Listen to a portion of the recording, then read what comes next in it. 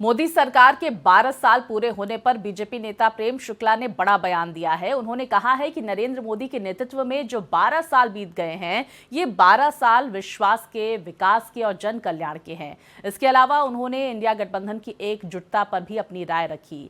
हमारी संवाददाता कोमल शर्मा के साथ बातचीत के दौरान उन्होंने क्या कहा, चलिए आपको सुनवाते हैं।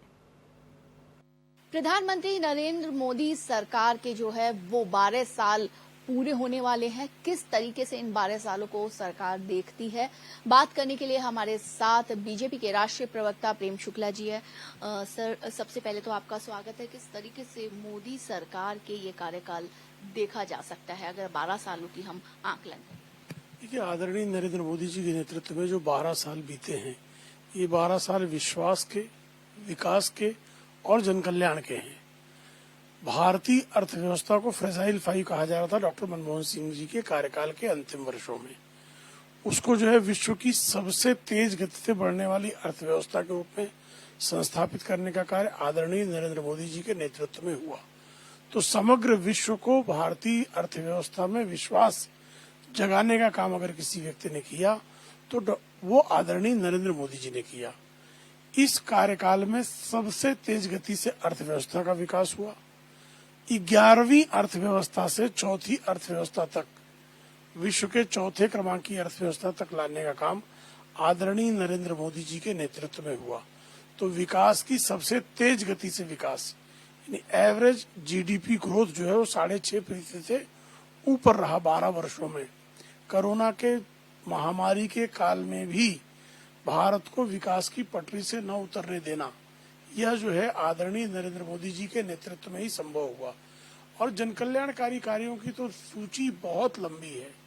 80 करोड़ लोगों को मुफ्त में राशन उपलब्ध कराना, 14 करोड़ लोगों को एलपीजी गैस कनेक्शन उपलब्ध कराना, 11 करोड़ गरीबों के घरों में शौचालय उपलब्ध कराना, 4 करोड़ से अधिक प्रधानमंत्री आवास योजना के तहत मुफ्त मकान देना, जो है करोड़ों लोगों तक हर घर नल से जल पहुंचाना, जिन गांवों में बिजली 70 वर्षों में नहीं पहुंची थी उन गांवों में बिजली पहुंचाना।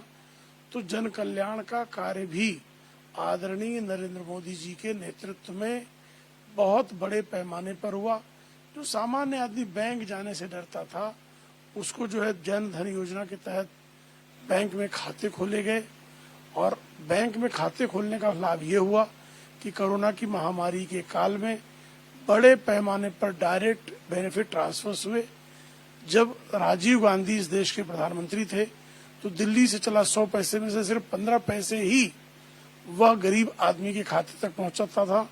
आदरणीय नरेंद्र मोदी जी की नीतियों का परिणाम यह है कि रुपए में 100 का 100 पैसा जो है वो गरीब के खाते में पहुंचता है।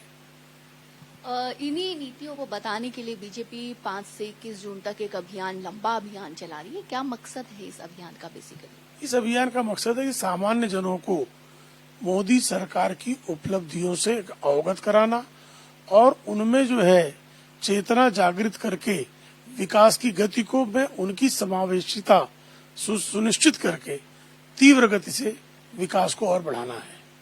इसी के साथ ये 12 सालों की अगर बात करते हैं, जहां सरकार उपलब्धियां गिनाएगी, जन जन तक जाएगी, वहीं विपक्ष, खासतौर से अगर राहुल गांधी की बात करें, उन्होंने तो ये कहा था 1 साल से ज्यादा जो है वो प्रधानमंत्री नरेंद्र मोदी नहीं रहेंगे प्रधानमंत्री। देखिए, आदरणीय प्रधानमंत्री जी अपना कार्यकाल तो पूरा करेंगे ही, आगे भी। आज आगामी 10 जून को आदरणीय प्रधानमंत्री जी निर्वाचित प्रधानमंत्री के रूप में भारत के सबसे लंबे काल वाले प्रधानमंत्री के रूप में स्थापित होने जा रहे हैं। तो पंडित जवाहरलाल नेहरू का रिकॉर्ड टूट रहा है। इस रिकॉर्ड को टूटता देखकर राहुल गांधी के न केवल सपने चकनाचूर हो रहे हैं बल्कि उनकी हसरतें भी टूट रही हैं। इसलिए राहुल गांधी बौखलाए हुए हैं। वहीं अगर इंडिया गठबंधन की 8 जून को एक बैठक होने जा रही है जिसमें डीएम के जो जानकारी मिल रही है वो हिस्सा नहीं लेगा, क्या देखा जाए? उधर टीएमसी छिन्न भिन्न हो रही है, पश्चिम बंगाल में अपनी ही पार्टी के लोग अलग हो रहे हैं, इधर डीएमके जो है वो साथ नहीं देंगे, इंडिया गठबंधन की जो बैठक है उसमें शामिल नहीं होगी। तो किस तरीके से अब विपक्ष के इस गठबंधन को देखा जाए? इंडिया अलायंस जैसी चीज बची कहाँ है? दक्षिण में टीवीके डीएमके में से कौन इंडिया अलायंस में, ये स्पष्ट नहीं है। कम्युनिस्ट पार्टी डीएमके अलायंस में दिखाई नहीं दे रही है। तृणमूल कांग्रेस पार्टी पहले से ही ना तो वो लोकसभा चुनाव में इंडिया अलायंस के साथ थी, ना विधानसभा चुनाव में इंडिया अलायंस के साथ थी। आम आदमी पार्टी पहले ही इंडिया अलायंस से विदा हो चुकी है, तो इंडिया अलायंस बचा क्या है? राहुल गांधी का एक जो है जुमला छोड़ के इंडिया अलायंस है क्या? वैसे भी समझा जाए कि भविष्य में डीएमके जो है बीजेपी को समर्थन देती हुई दिखाई दे सकती है। ये तो डीएमके के नेताओं को तय करना है। उसको भारतीय जनता पार्टी सनातन का परचम लहराने वाली पार्टी का उसको समर्थन देना है कि नहीं देना है।